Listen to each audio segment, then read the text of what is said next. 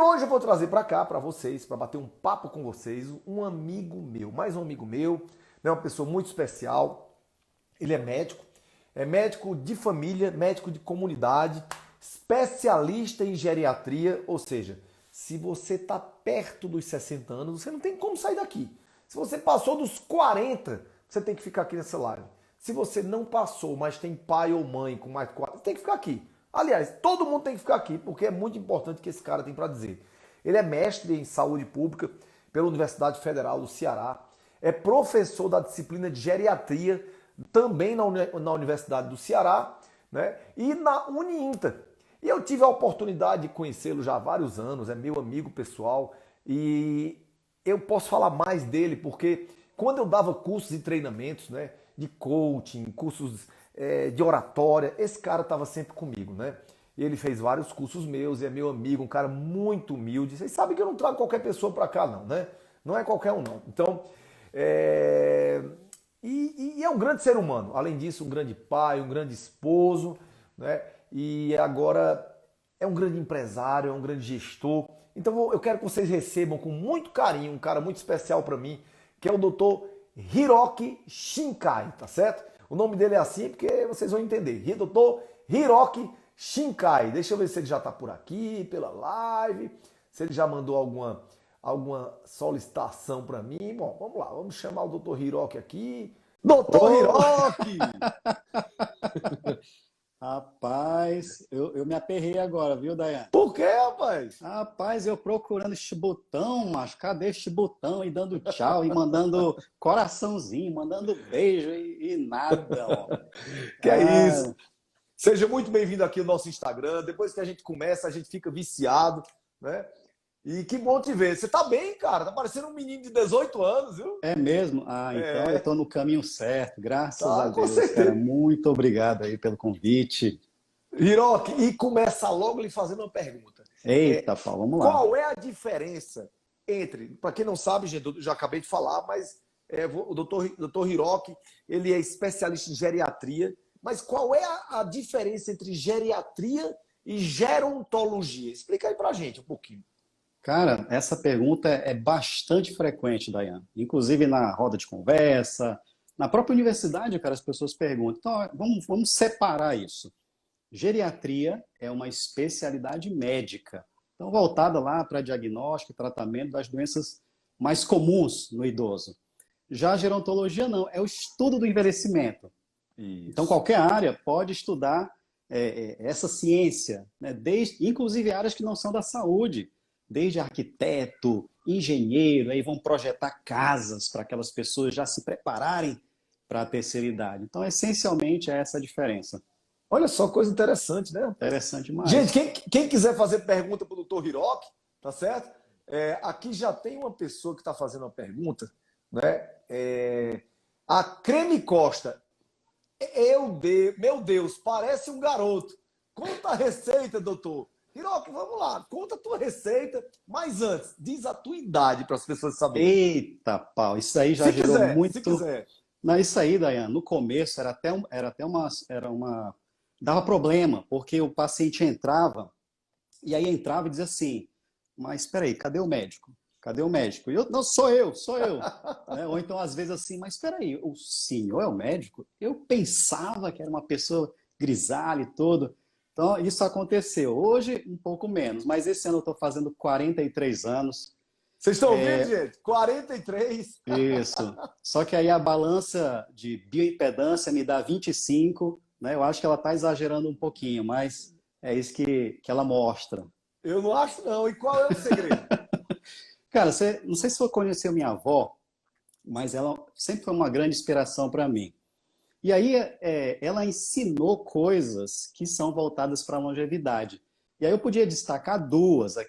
Claro que tem várias dicas, mas duas que eu sigo de uma forma muito determinada, né? Uma, líquidos. Então, tomar bastante líquido.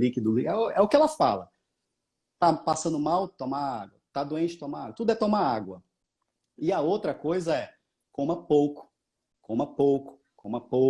Então eu fiquei, tomar muito líquido, comer pouco. Muito líquido, tomar pouco. Então eu acho que, essencialmente, claro, tem muitas outras coisas, né, Daiane? Mas eu me inspirei muito nisso daí, né? E a gente sabe que, na verdade, genética representa apenas ali em torno de 15 a 20%. O restante é o que você faz no dia a dia, né? Hiroki, agora Então, eu te conheço um pouco pessoalmente, né? E assim, você também tem uma característica muito pessoal. Claro que o que a gente externa nem sempre é o que a gente... Mas assim, você é um cara que demonstra ser muito tranquilo. Eu nunca vi ninguém dizer que o Hiroki está nervoso, ou não, até para dizer algo mais duro com alguém, você diz com educação, sem mudar esse tom de voz. É mais ou menos isso ou é impressão minha? sim, não, isso é verdade. Inclusive, uma parte desse desenvolvimento pessoal eu devo a você, cara, né? Meu grande amigo. Obrigado. Antigamente eu era bem mais estressado, né? Mas desde que a gente começou a conviver e tudo, aprendi muitas coisas. Então, uma coisa que nunca vou esquecer na minha vida é a meditação rápida, né? É o processo da respiração. E as pessoas pensam que eu estou brincando, né? Eu ensino isso na faculdade. Cara, tu tá com tem prova amanhã? Tá estressado? Deixa eu te ensinar uma coisa bem rapidinho aqui que vai te deixar tranquilo. Aí eu falo da respiração. Aí eles acham que é brincadeira isso, mas não é, cara. Eu faço isso o tempo todo. Então, claro, resiliência é uma característica das pessoas que passam dos 100 anos. Então, eu acho que a gente precisa desenvolver essa habilidade. Isso é uma habilidade, isso não é um dom, é uma habilidade. Resiliência, capacidade de voltar para o estado anterior, mesmo após um trauma, né, vamos dizer assim. Ô, Hiroki, tem como até o final, mais pro final, você dar uma dicasinha dessa meditação pra gente aqui? Sim, com certeza. Com E certeza. a Laiane Cruz pergunta de onde você é. Ah, sou daqui de Sobral, Sobral, Ceará. Inclusive, eu, o doutor Dayan, também a gente conviveu bastante aqui, né? Nos treinamentos, ele me ensinou muita coisa. Mas sou daqui do interior, eu adoro interior. Eu era de Belém, então eu vim para cá com esse intuito de ter uma vida mais tranquila, já entendendo que qualidade de vida é isso também. Então, eu adoro essa cidade. É um pouquinho quente, mas assim, colocando na balança, a gente está em vantagem aqui. Mas, Hiroki, eu acredito que ela quer saber de onde vem tua família, Ah, a entendi. tua origem. Ótimo. A minha descendência ela é japonesa. Ah, Então, japonês. meus avós é que vieram do Japão quando criança ainda, e aí meus pais ainda têm, né, são praticamente japoneses, porque na verdade não houve essa mistura, né? E no caso eu não, eu já casei com uma brasileira, né, Michele, que inclusive ela está cuidando das crianças, graças a ela que eu estou podendo estar aqui com vocês nesse isolamento. E aí meus filhos não, meus filhos já são mestiços, mas eu tenho descendência japonesa. Hiroki, agora tem uma coisa. Vamos pedir pro pessoal. Gente, olha, vamos fazer o seguinte: tem um aviãozinho aqui. Sempre que você for fazer uma live, Hiroki, pede pro pessoal, que eles ajudam muito, a apertar nesse aviãozinho e o aviãozinho manda para outras pessoas. E aí cada um aqui manda para um bocado de gente. E esse conteúdo do Dr. Hiroki vai chegar em mais gente. E se você apertar no coraçãozinho aqui bem muito, o Instagram entende que a live é importante e compartilha mais ainda. E a Ah, Carla Alessandra, aprendendo, tá bom? E a Carla aprendendo. Alessandra tá dizendo o seguinte: doutor, você tem um irmão solteiro? Preciso casar com um homem assim. Olha aí, Hiroki. Não, não tenho não, infelizmente. Não tem não, né? Essa aí eu não tenho não. Hiroki, qual é a importância de ser avaliado por um geriatra? A gente falou de geriatria, mas qual a Isso. importância? Dayan, é o seguinte, o que que acontece? Você que é médico sabe, né? As especialidades, de uma forma geral, as condições clínicas, elas são bem específicas. Por exemplo, vou dar só um exemplo, pneumologia, né? A pessoa que procura o pneumologista é porque ou está cansado, ou está com tosse, e por aí vai. Só que na geriatria, Dayan, as coisas mudam. Os sintomas, eles são inespecíficos. E muitas das condições que a pessoa vai desenvolvendo ao longo dessa terceira idade, elas estão ocultas. Então, se ela não tiver um acompanhamento, não tem como a gente descobrir precocemente e cuidar de forma oportuna. Então, essa talvez seja a grande essência, né, desse cuidado, e até fazer uma avaliação que nós chamamos de multidimensional, que não tem a ver só com a doença, mas aspectos financeiros, aspectos sociais, né, de inserção na sociedade. Então, é um conjunto que faz da especialidade algo específico, né, para esse público. E me fala uma coisa: seria mais ou menos. O idoso tem muita semelhança na sua percepção com a criança, Hiroki? O geriatra tem muita semelhança com o pediatra? Olha, a semelhança seria no sentido de que a criança não sabe dizer o que tem, né? A comunicação é falha nesse sentido e a mãe ou o pai vai lá e ajuda. O problema no idoso é que ele vai sem querer ir, e no caso ele tem autonomia, né? Porque a criança não pode dizer, mãe, eu não vou no pediatra, não tem essa possibilidade. E já na geriatria, o desafio é esse. Não estou sentindo nada. Por que eu vou procurar um médico? Não preciso de médico.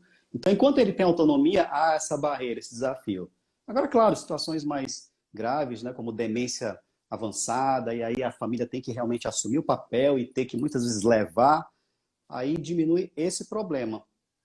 Mas eu diria que aí está o grande lance, né, dessa possível semelhança com o outro extremo, né, que é a pediatria. Isso. E a Márcia Valderiana, quais vitaminas tomar para ter uma velhice saudável, Hiroki? O que é que você acha que deve... Eita! Rapaz, Dayan, eu acho que você é a pessoa melhor para dizer isso, né? Mas eu vou contar assim, uma questão pessoal, né? O que eu faço, né? Porque eu também faço suplementação atualmente, né? Então, eu uso glutamina. Inclusive, tem uma história bem engraçada que, se eu puder contar, até queria contar. Mas eu Pode, aqui uso, você pode né? tudo. Eu uso glutamina, eu uso ácido clorogênico, uso ácido hialurônico, verisol. Então, de uma forma geral é isso. Claro, aí complexos, né, de zinco, vitamina A, E, enfim, coisa que você já mostra com perfeição no seu canal lá no YouTube.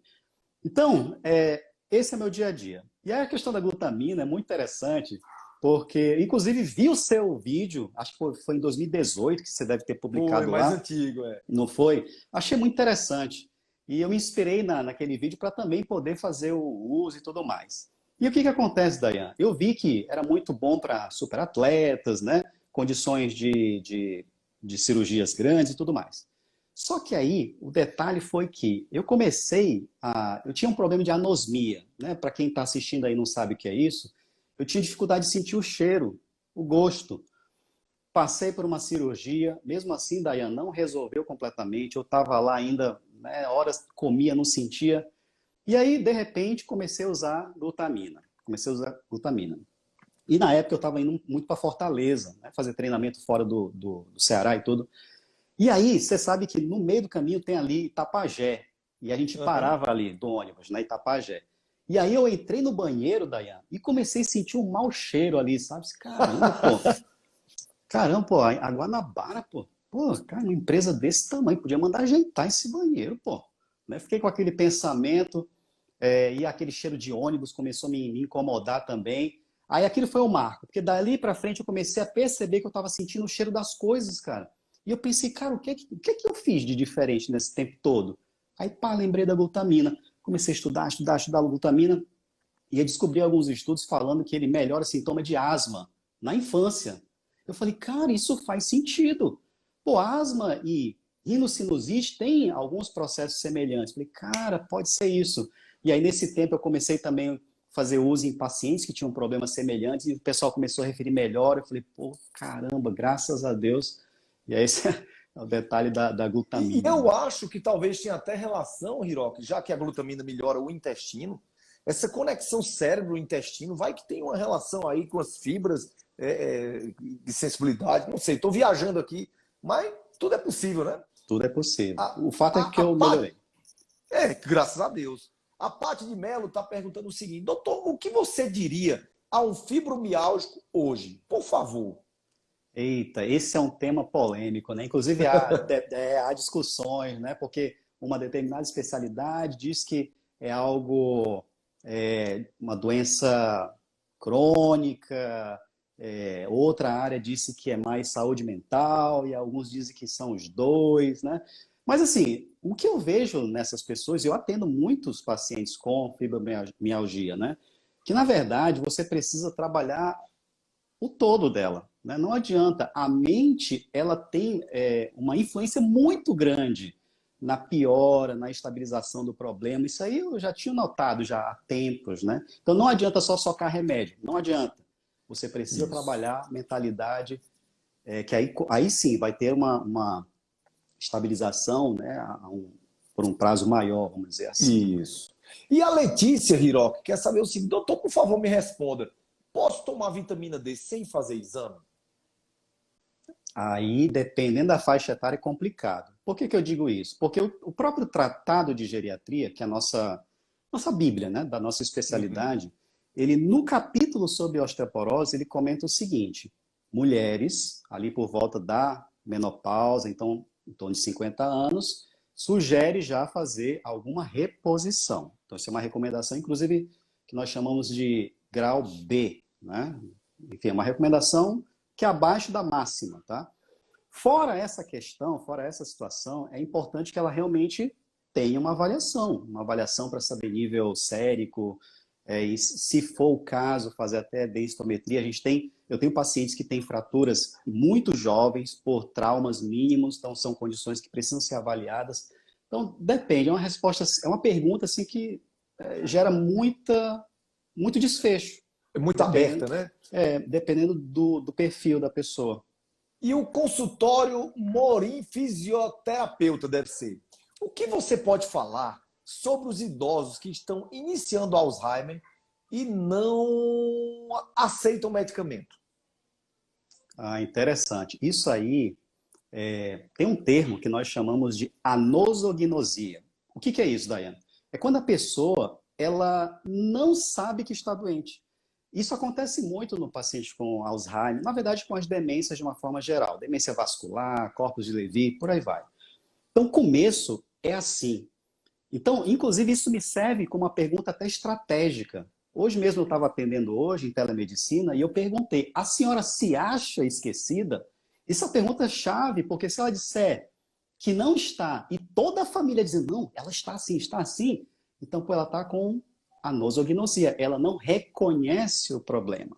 Então, isso é um desafio no começo, de fato. Né? Como é que a pessoa que me perguntou, por exemplo, você tomaria um remédio tendo a convicção de que não tem doença? Essa é a pergunta que eu volto para a pessoa que me perguntou. Então, é exatamente isso que passa na cabeça É muito desse profundo, viu? idoso. Que passa na cabeça dessa pessoa. Ela tem convicção, Dayane, que não está doente. Por que que eu tenho que tomar este tal de donepezila, este tal de galantamina, de rivastigmina? Por quê? Então, realmente é um desafio, né? Aí requer o quê? Habilidade de comunicação. Uma coisa que esse cara me ensinou muito, muito. Habilidade de comunicação. Hiroki, agora uma pergunta.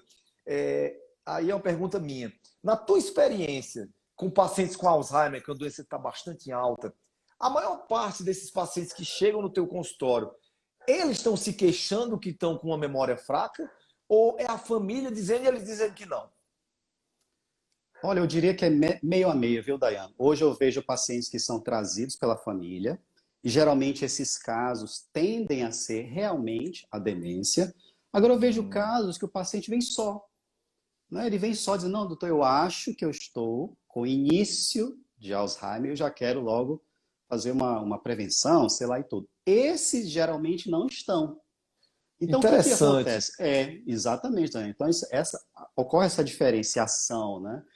E uma coisa que se confunde muito com a síndrome demencial são os transtornos de ansiedade. Porque, queira ou não, os transtornos de humor, depressão, ansiedade, acaba afetando uma parte da memória, principalmente a memória episódica, que é aquela que é de curtíssimo prazo. E essas pessoas têm essa sensação de que, caramba, onde foi que eu deixei o celular? Onde foi? Mas aí a pergunta-chave que eu faço: e a senhora achou depois o celular? Ah, sim, claro, achei. Então, na verdade, não é esquecimento isso, é sobrecarga, né, de pensamento, de preocupação, e aí confunde. Isso. A pessoa não consegue ter uma atenção focada, né, Hiroki? Não consegue ali muito pensamento. E o Eduanvi diz: o que o doutor acha da reposição hormonal? Eita, aí assim, eu vou me posicionar baseado na nossa sociedade, tá? Que é a Sociedade Brasileira de Geriatria e Gerontologia. Inclusive, já falando, um tema que talvez vocês fossem me perguntar, mas eu já vou responder, que é a história do anti-aging, né? Então, de vez em quando a sociedade lança uma nota que qualquer, digamos assim, terapia que promova esse tipo de argumento de rejuvenescimento que ela não seja realizada. Que qualquer tipo de intervenção seja feita com o intuito de minimizar a carência daquilo. Então, ora, se tem baixa hormonal, então ele tem que fazer. Se ele tem carência vitamínica específica, tem que fazer. Agora, nada com esse propósito, olha, você vai ser uma pessoa de, sei lá, você vai ficar 20 anos mais jovem. Isso é um argumento que a nossa sociedade, ela condena, sabe? Inclusive, Hiroki, eu vejo muito menino. A gente tá vendo uma onda aí por aí de menino de 28 anos, 30 anos, tomando testosterona prescrito por médico, entendeu? Para ficar maior, para crescer. E é uma coisa, as pessoas tomando altas doses. Então, a testosterona não é um hormônio para ficar gigantesco. Então, uma dosezinha para se tornar uma pessoa fisiologicamente estável, né? Eu concordo muito com você. Aqui tem mais uma pergunta da Magna Lison Nogueira. Como identificar o Alzheimer, Hiroki? Eita, essa pergunta aí também digamos assim, é difícil, é complexo, né? Você conseguiu É complexo. Consegui ouvir. Né? Deu uma travadinha, mas eu ouvi. Né? Como identificar, né, a demência de Alzheimer, é isso?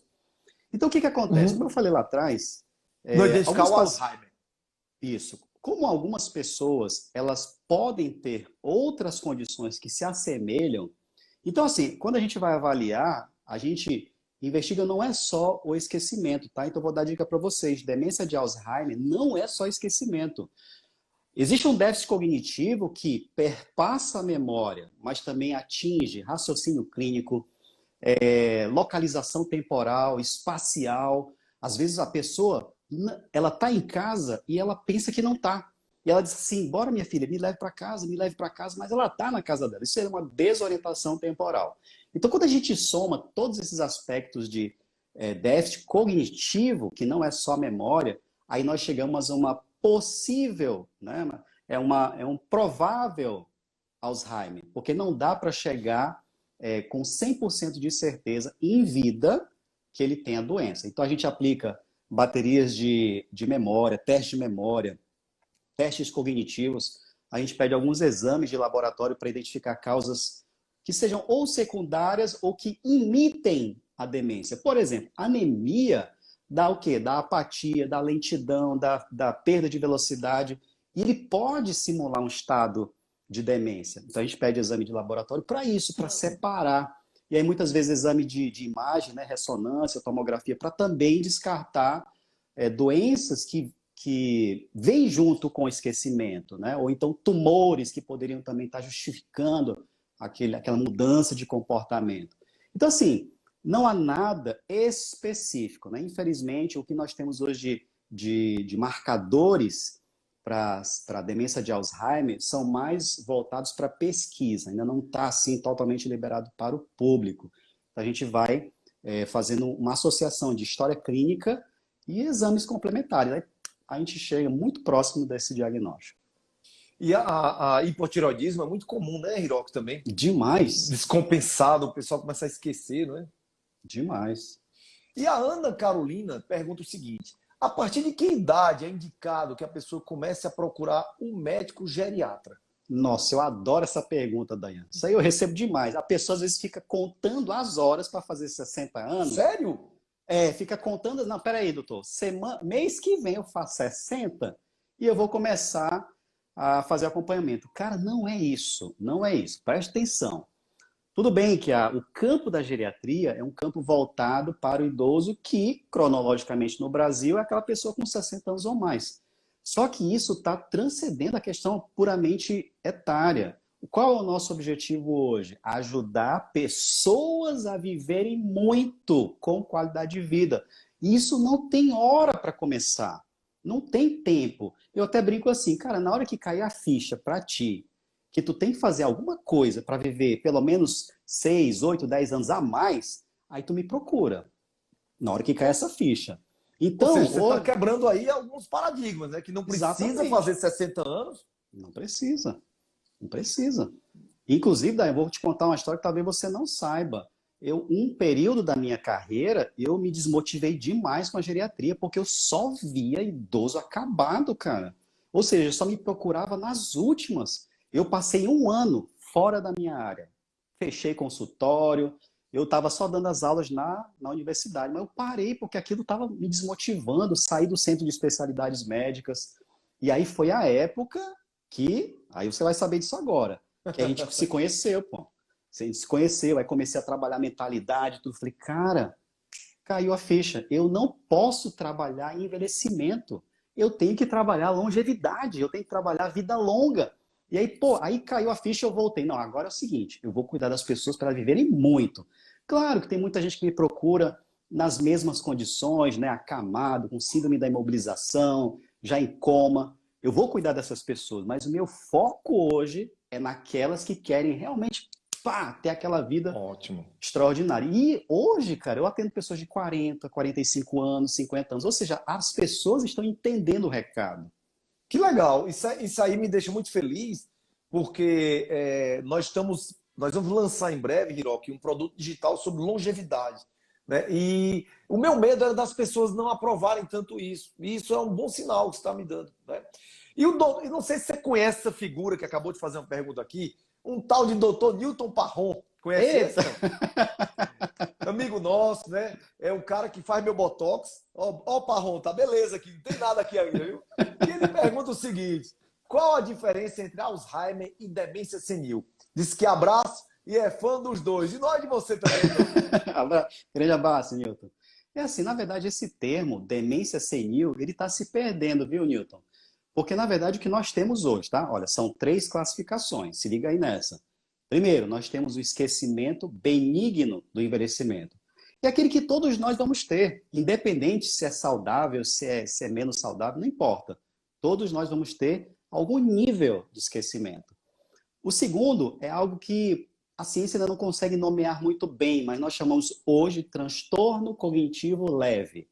Ele seria uma espécie de, para fazer uma comparação, para vocês entenderem, uma espécie de pré-diabetes. Ou seja, nem é normal, nem é diabético, tá? Mas ele está naquela transição.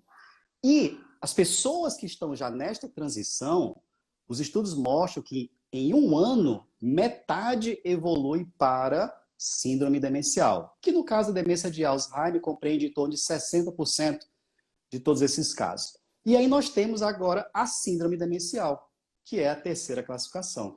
Então você vê que a história da demência senil, ela não se encaixa muito bem.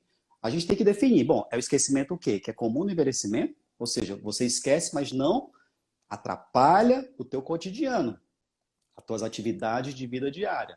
Ou não, eu não consigo definir que é demência, mas, pô, tá atrapalhando. O cara tinha que pagar a conta, tem várias contas atrasadas aí, ele disse que pagou sem estar pago. Então isso é estranho. E o outro, que é a demência mesmo, que além do esquecimento, ele começa a ter o quê? Inadequação. Começa a guardar frango dentro do guarda-roupa, começa a colocar sapato dentro da geladeira. Cara, eu já escutei tanta coisa nessa vida que sugere a inadequação. Comportamentos que não são aceitáveis, né, vamos dizer assim, no nosso dia a dia. No dia a dia. E a Elisângela pergunta o seguinte: hipotiroidismo leva a Alzheimer? Boa pergunta. Na verdade, essas doenças que nós comentamos, né, eu falei da anemia, o doutor Dayan falou do hipotireoidismo, eles são classificados como, eu não concordo com isso, tá? Mas vou falar do jeito que o livro fala, como demências tratáveis. Só que, na verdade, o hipotireoidismo não é uma demência, ele é um distúrbio hormonal metabólico. Então, você, quando trata com hormônios, fica bom, fica bom. Mas, enfim, existem, né, autores, então, que fazem essa classificação de algumas doenças serem classificadas como demência tratável, o que para mim não é, porque hipotireoidismo é hipotireoidismo, demência é demência. Então, ele não leva à demência, não há essa relação, mas ele simula. E parece muito mesmo quando ele está com extremo baixa dosagem hormonal, é muito parecido. É verdade. A Ana Carolina faz a seguinte pergunta, Hiroki. Doutor, o médico que cuidou de uma prima nos disse que ela tinha 50 anos em um corpo de uma pessoa de 90. Como Como isso acontece? Ah, interessante. Eu não sei qual é exatamente o detalhe da pergunta, mas a gente escuta isso muito na nutrologia. Quando eu falei da história lá, da minha bioimpedância, que mostra 25, então é algo parecido. Não é que eu tenho 25 anos, não é isso.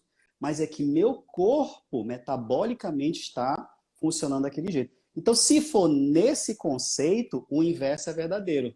Que nem eu também pego pessoas que têm, vamos lá, tem 40 anos e aí faz lá a bioimpedância, dá 70 anos. E eu falo, cara, quando você tiver 70, você vai fazer o quê, criatura? Então, é esse tipo de insight, né, que a gente precisa colocar nas pessoas. Então, talvez seja esse comentário que, né, que esse colega fez para essa pessoa, baseado nesse sentido.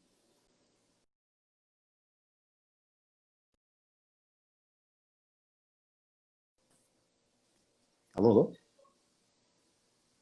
Tá ouvindo? Tá ouvindo? Hiroki, tá me ouvindo? Tô Tô, ouvindo. tô ouvindo.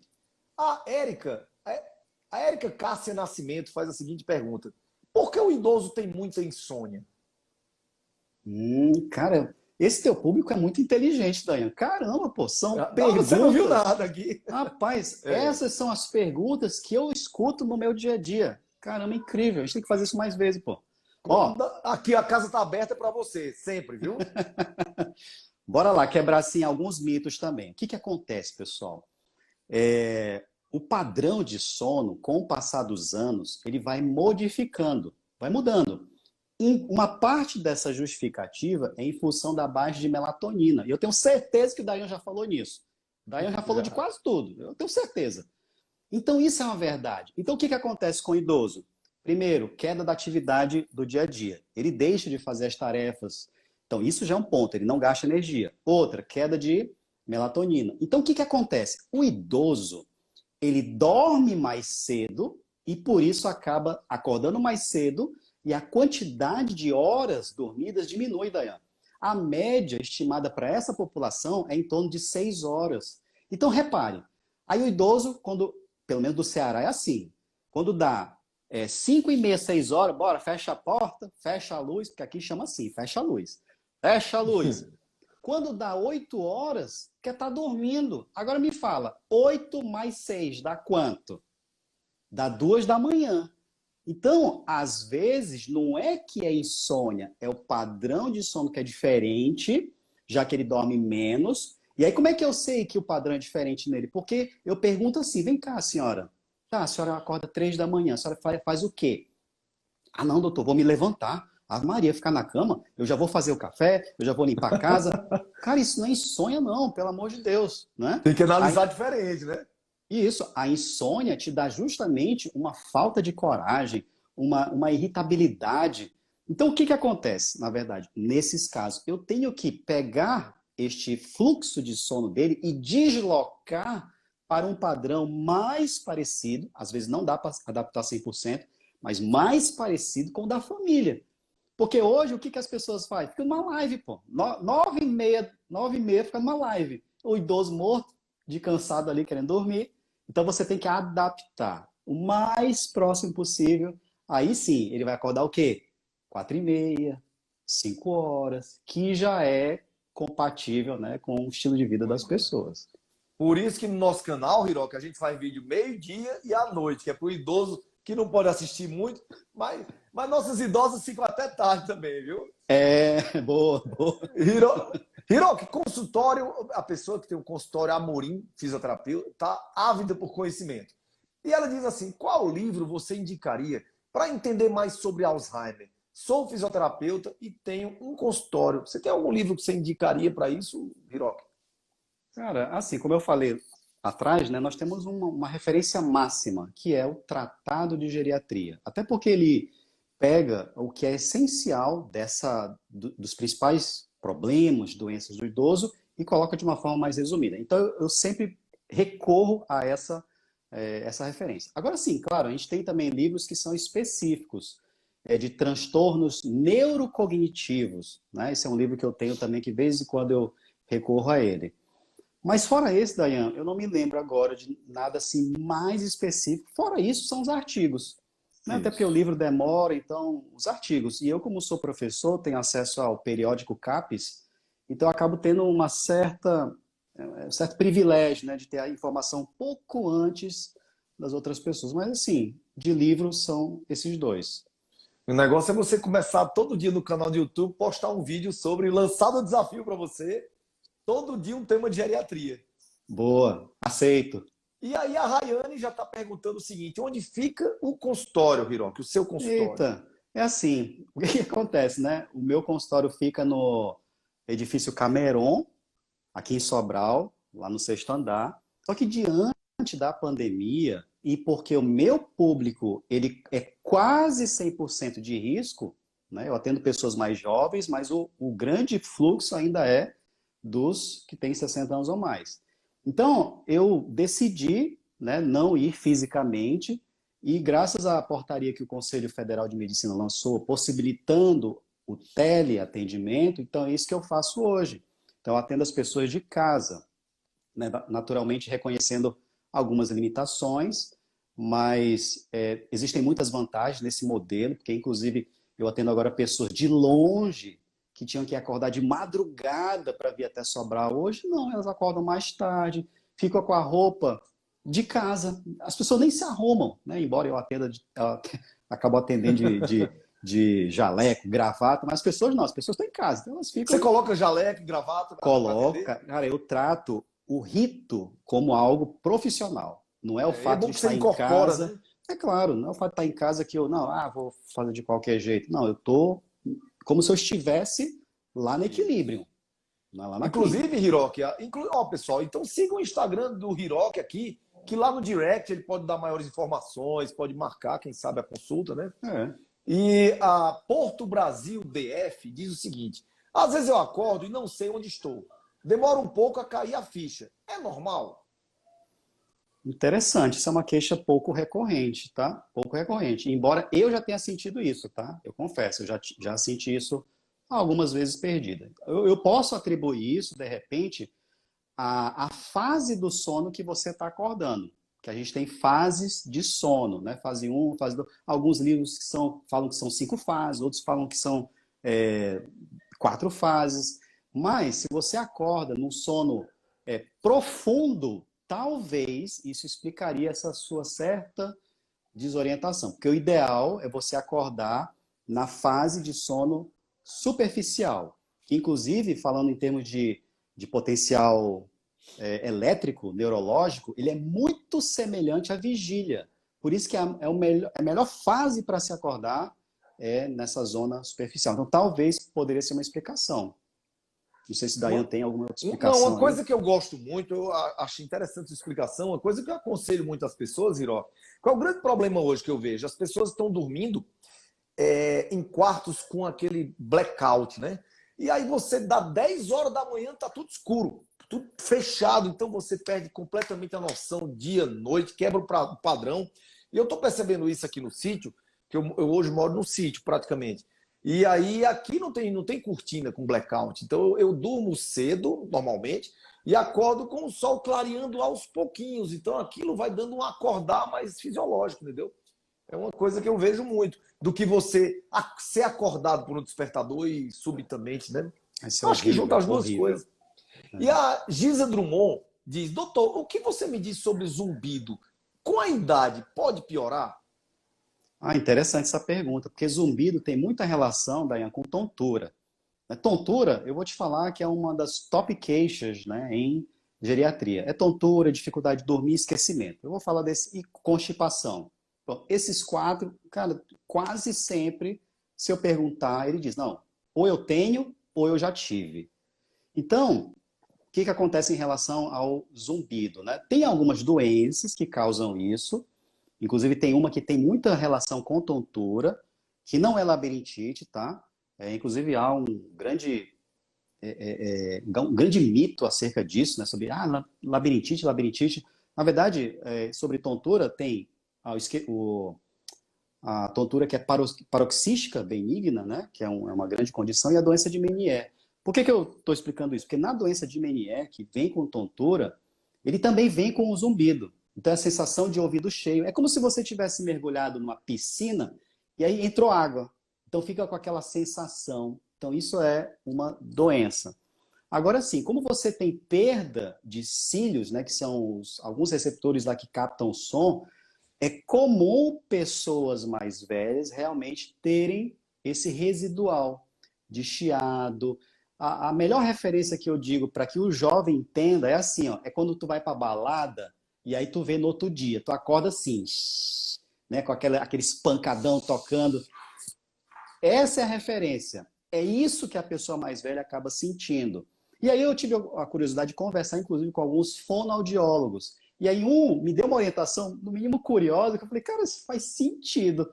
Porque assim, não tem muito o que fazer, né? Aí ele falou assim, cara, tu tem que, na verdade, neutralizar este zumbido com outra frequência de som. Aí eu falei, é mesmo, e como é que eu faço isso? Geralmente é rádio, geralmente é um som mais baixo, até som de ventilador consegue, às vezes, neutralizar esse som que é chato, né? E ele meio que troca com outro ruído, Dayan, que no caso, por exemplo, ventilador, que torna para ele mais aceitável, né? Então, para quem me perguntou, isso é uma condição que pode acontecer, tá? Não é que todo mundo vai ter, não, mas existe uma tendência. Hiroki, eu quando era criança, tinha uma velhinha que morava perto da minha casa, que ela passava o dia inteiro penteando o cabelo para tirar besouro da cabeça. Era esse tipo de coisa, você acha, não? Provavelmente. Esse Devia som ser uma também agonia, fez né, cara? uma agonia, uma referência de besouro, né? Deve ser algo terrível. E a Pati Carioca pergunta o seguinte: doutor, tarja preta mata neurônios e acelera demência? E, de- e Eita, demência tem cura? olha só, isso aí foi na veia também. E aí, nesse sentido, eu posso dizer que eu tenho um livro só sobre esse assunto, só sobre remédio tarja preta. E não tem para onde correr, Dayan. A referência lá diz, quem usa anos, né, muito tempo, tem sim mais chance de desenvolver demência de Alzheimer, porque na verdade, o que a gente encontra? As pessoas tomam tarja preta para quê? Para dormir. Só que na verdade ele não dorme, ele apaga. Quando você vai comparar o funcionamento do cérebro de alguém que dorme fisiologicamente e de alguém que apaga, é diferente. Então, não tem para onde correr. O uso crônico, sim, vai levar a algum tipo de síndrome demencial. Acho que ela fez outra Ótimo. pergunta, já até Se tem esqueci. como reverter. Ah, se tem como reverter. Então, se ela cessar o uso, existe, aí você quebra o risco. Eu vou fazer uma comparação com tabagismo. Por exemplo, quem fuma muito, aí tem chance de ter câncer de pulmão, doença pulmonar. Só que os pneumologistas falam que quando você fica 10 anos sem fumar, o risco ele é igual ao de outra pessoa que não fumou. Então tem esse período de anos. Então, no caso do tarja preta, existe também este tempo que nós não sabemos quanto tempo é. Enfim, eu uso 10 anos, eu uso 20 anos. Se eu parar agora, durante quanto tempo sem o uso dele, eu consigo me comparar agora, né, com um risco semelhante a alguém que nunca usou? Eu não sei esse tempo. Mas, assim, de todo jeito, é extremamente benéfico, óbvio, né, com acompanhamento correto, fazer essa cessação, na verdade, desmame, que nós chamamos, com o tempo, tá? Por favor, ninguém vai suspender hoje, pelo amor de Deus, porque isso dá outro problema. Tem que procurar o teu médico aí. Hiroki, a Dalva Holanda pergunta o seguinte: doutor, se a mãe tem Alzheimer, as filhas terão mais chance de ter também? Cara, Dayan, você mandou eles perguntarem isso, não foi? Não, mandei nada aqui, é tudo sem Rapaz, combinar, viu? cara, pergunta top das galáxias. Isso aí, pelo amor de Deus. Olha, bora lá. Então, muita gente me pergunta isso também. Às vezes, a família vem preocupada, porque quando eu dou o diagnóstico, aí os filhos começam a ficar preocupados. Doutor, e agora? E agora? Papai está com demência, agora eu vou ficar com demência. Calma. Não é bem assim. Existe um componente genético, hereditário? Existe, mas ele é pequeno em relação às outras causas. Que causas são essas? Primeiro, sedentarismo. Cara, atividade física é o que tem de mais robusto na prevenção de síndrome demencial. Quem faz atividade física, a chance de ter demência é menor. Então temos isso, a alimentação de uma forma geral, só que tem um terceiro componente que poucas pessoas utilizam, que mais uma vez eu falo, é o sentimento. Pessoas que vivem uma vida com sentimentos ruins, de amargura, de raiva, de rancor, cara, pode ter certeza que lá na frente, não sei dizer quando, mas lá na frente ela vai ter algum problema de esquecimento. Olha só. Aqui a Adriana Pereira, né, diz: doutor, minha mãe tem 58 anos e troca muito o nome dos filhos. Isso é normal? Isso acontece numa condição. Por exemplo, pessoas que são muito elas são ativas demais, ativa demais. Ela quer estar fazendo 2, 3 coisas ao mesmo tempo. Confunde muito. Confunde. Ainda mais se tiver 3 filhos para frente. Aí vai falar o nome de todo mundo. Até falar o nome certo. Né? Isso eu sei disso porque minha avó, parte de mãe, era assim. Tinha 6 filhos, aí para chegar no nome, imagine neto, tinha 30 e tantos netos, para chamar o meu nome, pelo amor de Deus.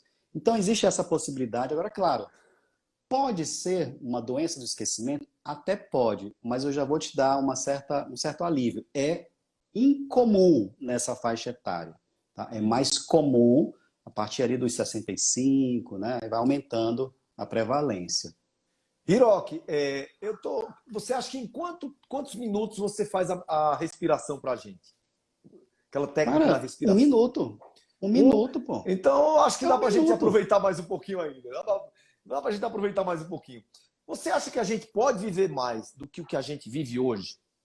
Cara, com certeza, viu? Com certeza. Só pra você ter uma ideia, o IBGE, quando ele fez um estudo em 2003, não se imaginava a quantidade de centenários. Ele dizia assim no IBGE 2003, olha, acredito que o ser humano vai viver 98 anos daqui a alguns anos.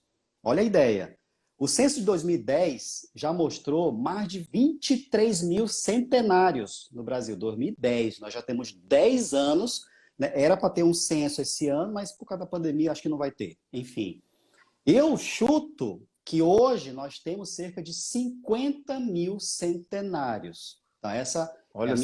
minha aposta. Tá? Mas a pergunta, será que a gente pode viver mais? Pô, será que a gente já alcançou o limite? O limite? Pô, a ciência já avançou, nós temos uma boa alimentação. Será?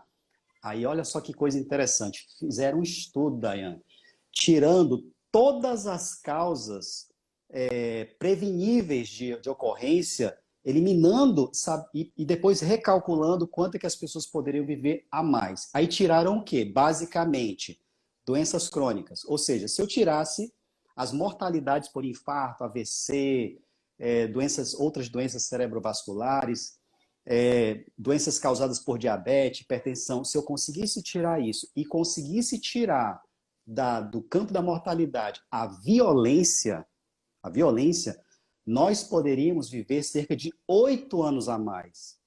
Então, assim, é possível? É. E uma grande parte disso está nas nossas mãos. Porque o controle das doenças crônicas, você fazer o que tem que ser feito hoje para não ter a doença crônica, não está na mão do governo, não está em outras pessoas, está em você. Então, Isso. você consegue sim viver mais. Hiroki, antes que o Instagram acabe a live, dá a dica para a gente da respiração, da meditação. Beleza, ótimo.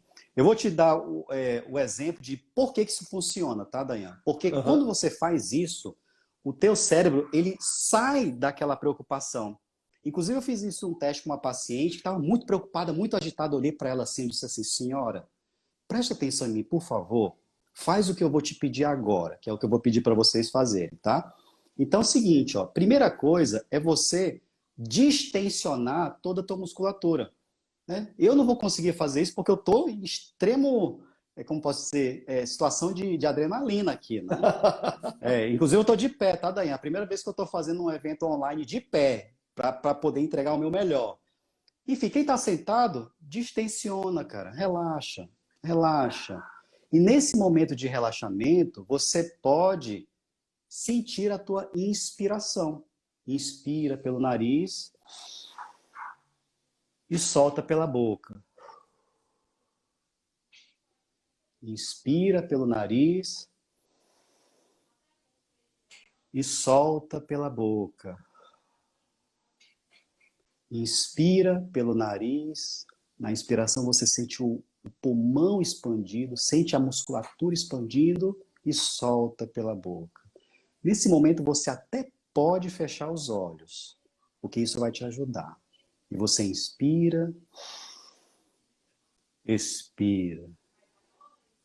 Na medida que você inspira e expira, sente o teu corpo, as tuas mãos, os teus pés, e você vai sentindo isso. Inspira, inspira. E aí podem abrir os olhos. Podem abrir os olhos. Nesse momento, até eu relaxei, cara. Até Isso. eu que estou aqui, até eu relaxei. Eu Então, também foquei só na sua voz. Então é muito provável, Dayan, que as pessoas que fizeram isso, porque ainda todo mundo tem coragem não, viu, Dayan? Tem gente que acha que isso é besteira, mas não é. Funciona. Isso.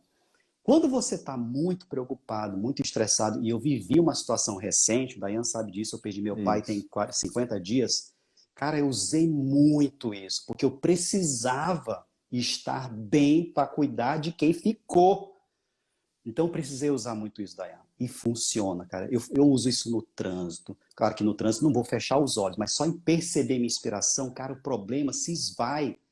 E aí eu não consigo sequer me lembrar do que é que estava me preocupando. Olha só, faz uma limpeza, né? É uma limpeza, cara. Então funciona demais. Funciona. E isso ajuda muito, cara, nesse nosso dia a dia, né? Aqui tem uma pergunta, mas se você puder responder rápido para a gente não... Tá, ok. Porque senão eu não quero que acabe a gente falando, sabe, Hiro? Tá. A última pergunta da Ana. Por que o idoso anda arrastando os pés? Nossa, excelente pergunta. Isso é mudança na marcha, tá? De uma forma bem simples. Existe um negócio que se chama propriocepção. O que é isso? Você sobe escada sem olhar para o degrau. O idoso precisa olhar. Por quê? Porque a planta não percebe mais a altura. Então, como não percebe, a segurança que ele tem em fazer a marcha é arrastando os pés. Isso dá segurança. Ele fica menos tempo com os dois pés levantados. É fisiológico. Ótimo. Hiroki, eu queria deixar com você agora o encerramento, suas palavras finais. O que é que você tem para dizer para esse público que, olha só, tem quase 900 pessoas aqui agora online, simultaneamente. E eu queria que, para quem está começando a live agora, fazer live agora, você deu show, meu amigo. Você já está pronto. Faça todo dia. Esse povo agora vai te acompanhar. Então, você agora é responsável por quem você cativa. Então, deixa aí uma mensagem final para essas pessoas em relação à vida, a essa quarentena. É contigo. E muito obrigado por tudo. Caramba, é uma honra finalizar, pelo amor de Deus, né? Então, na verdade, o que acontece? Eu queria deixar, na verdade, uma mensagem que pode mudar a tua vida para sempre, tá? Nesse caminhada de longevidade, eu descobri uma coisa que tem dado muito resultado, não só para mim, mas para as pessoas, que é uma estratégia baseada em 3 pilares. 2 delas vocês já conhecem, só que essas 2 sozinhas não são capazes de virar a chave da longevidade. Então, o que é isso? Vocês já sabem que precisa ter uma boa alimentação. Dayan fala disso todo dia. Vocês já sabem que precisam movimentar o corpo. Vocês já sabem disso. E o Dayan fala isso todo dia. Só que o terceiro elemento, que na verdade é o primeiro elemento, eu volto a dizer, é o sentimento.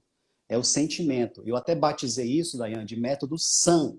Sentimento, alimento, movimento. E esse raciocínio é muito claro, porque se eu não estiver bem da cabeça, eu só vou comer porcaria. E se eu comer porcaria, eu não vou me movimentar. Então, é uma bola de neve isso. Então, método SAM. Né? Não sei nem se dá para... Não, acho que não dá. Vou deixar esse gostinho aqui, Dayan, para a próxima, que eu ia contar aqui uma história de como é que eu fiz para aumentar minha expectativa em 8 anos, num período de 1 ano e meio. Mas eu vou deixar aí para a próxima. Fica aí esse gostinho de quero mais. Sabe o que é que você pode fazer? Você pode contar essa história para quem se inscrever lá no teu Instagram. Quem Boa. te seguir. Boa, Né? vou contar Faz essa um história. videozinho lá explicando isso. Ele vai fazer, mas tem que ir lá se acompanhar. e É Hiroki verdade. Shinkai. Hiroki, meu amigo, muito obrigado Muito por obrigado. tudo. Parabéns pela sua trajetória. Fique com Deus, tá bom? E um abraço aí na sua família. A gente tá já saindo dessa, viu? Você vai vir visitar a gente aqui no Mulungu pra gente tomar um vinho aqui na beira do lago. Vai ser muito legal, viu? Nossa. Um Obrigado. abraço, meu amigo. Obrigado. Abraço. Saudades, viu? Saudade também. Grande abraço. Tchau, Tchau, Hiroki. tchau. Tchau. Beijão. Acabei de postar no YouTube um vídeo sobre sinusite, rinite e labirintite. Um remédio natural. Vai conferir lá, tá bom? Tchau, gente. Valeu.